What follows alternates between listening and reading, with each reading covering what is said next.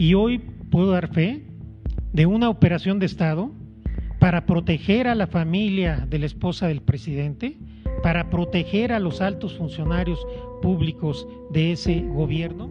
El ministro presidente de la Suprema Corte de Justicia de la Nación, Arturo Saldívar, acusó al expresidente Felipe Calderón de haber encabezado una operación de Estado para proteger a la familia de Margarita Zavala, su esposa, y de la misma manera proteger también a los funcionarios públicos más poderosos de esa administración. Le avisé a quien era el secretario de Gobernación que iba a presentar el proyecto. Me fue a ver a mi oficina y estuvimos platicando un buen número de horas. El tono de voz iba subiendo cada vez más, hasta que terminamos a gritos. En un momento me dice el secretario: dice el presidente que no te apoyamos para esto.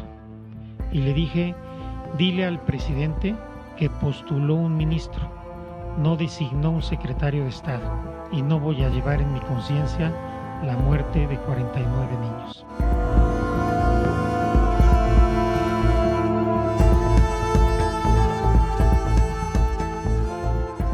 El 5 de junio del 2009, cerca de las 3 de la tarde, ocurrió uno de los hechos más dolorosos en nuestro país. Esto en Hermosillo, Sonora. Como resultado, perdieron la vida 49 menores. Además, hubo un número indeterminado de niños y adultos lesionados.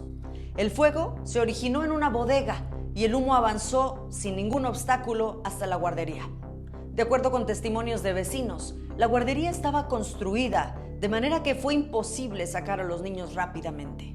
En pocos minutos la situación se le salió de control a los encargados y las 17 ambulancias que acudieron para trasladar a los pequeños quedaron rebasadas. La gente comenzó a trasladar a los niños a bordo de vehículos particulares y patrullas a los hospitales más cercanos. Para poder operar la guardería, los dueños debieron cumplir con ciertos requisitos establecidos en el documento Bases para la subrogación de servicios de guardería del esquema vecinal propuesto por el IMSS. El edificio no contaba con lo necesario para la seguridad de los niños y las personas en su interior.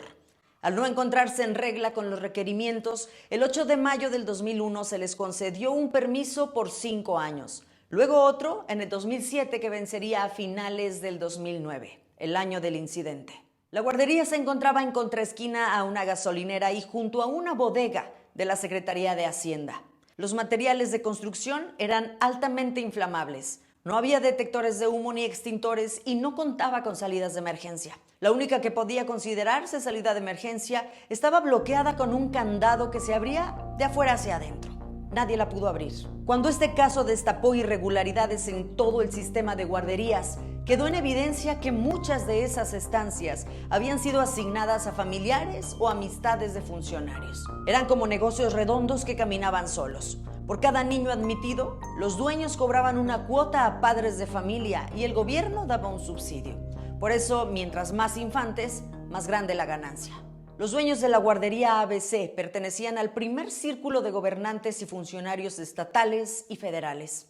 Destacan los nombres de Gildardo Francisco Urquídez, quien fuera secretario de Finanzas del PRI, Matilde Gómez del Campo, prima de Margarita Zavala, o el nombre también de Alfonso Escalante, el cuñado del principal donante de las campañas priistas, Ricardo Mazón. El 13 de marzo del 2020, el presidente Andrés Manuel López Obrador firmó un decreto para dar certeza jurídica a las víctimas de la estancia infantil, garantizando así la atención médica de por vida a los sobrevivientes y pensiones vitalicias a partir de la mayoría de edad. Arturo Saldívar reveló que tuvo una plática muy intensa con el entonces secretario de Gobernación, Fernando Gómez Montt, y que a la par hicieron algunas entrevistas con las familias de los menores que perdieron la vida en ese descuido. Se hablaba de que Felipe Calderón evitó que se llevara a los bebés aún con vida, en ese momento a hospitales en Estados Unidos, para evitar que el escándalo se hiciera todavía más grande. En el 2011, el ministro Arturo Saldívar presentó un proyecto para fincar responsabilidades a los funcionarios implicados, pero fue sujeto al linchamiento mediático y presión del entonces presidente de México.